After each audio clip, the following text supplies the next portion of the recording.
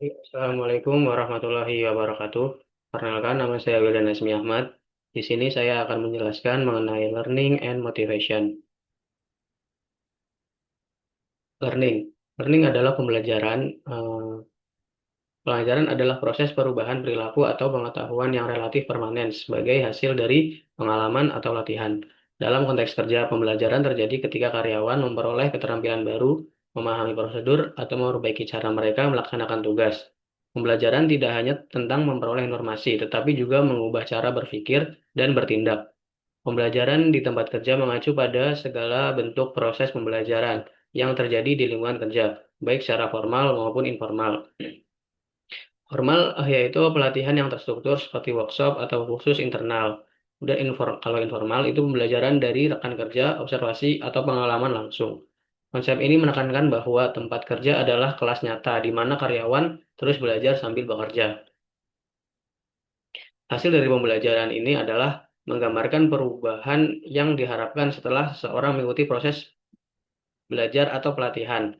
Ada tiga, yaitu ada kognitif, yaitu peningkatan pengetahuan dan pemahaman. Kemudian ada afektif, yaitu perubahan sikap dan nilai.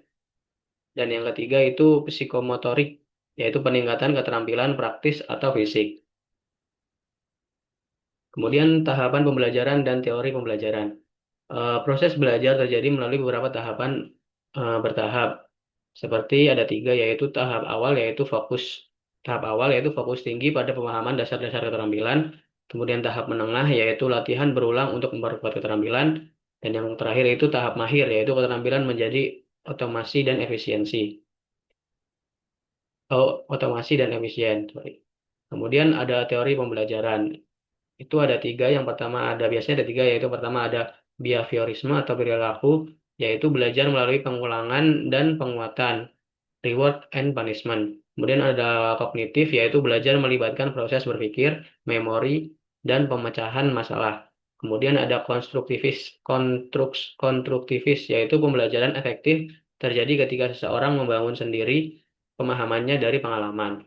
Kemudian ada adult learning theory atau biasa disebut andrologi, yaitu ini adalah pembelajaran untuk orang dewasa, yaitu mereka belajar karena kebutuhan atau relevansi langsung dengan pekerjaan, kemudian mereka memiliki pengalaman yang menjadi sumber belajar, kemudian mereka cenderung mandiri dan ingin berpartisipasi aktif dalam proses belajar.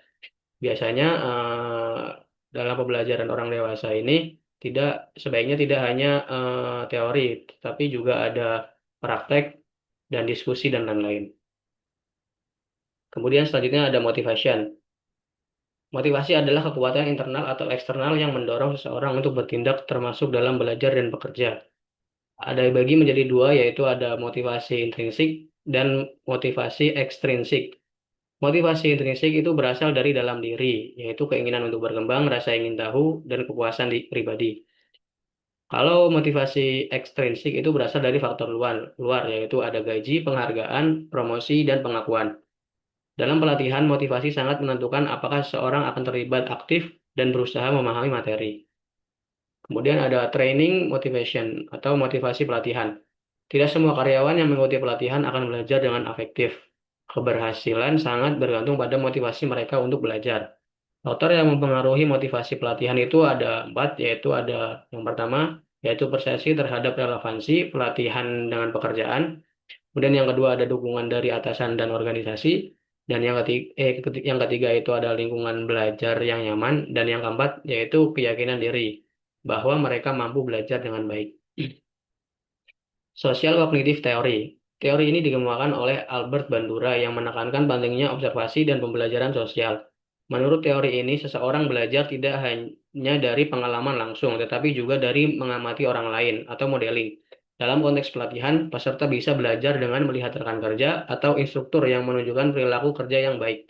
Konsep pentingnya adalah self-efficiency, yaitu efisiensi, yaitu keyakinan seseorang terhadap kemampuan sendiri untuk berhasil. Sekian penjelasannya dari saya, kurang lebihnya saya mohon maaf. Wassalamualaikum warahmatullahi wabarakatuh.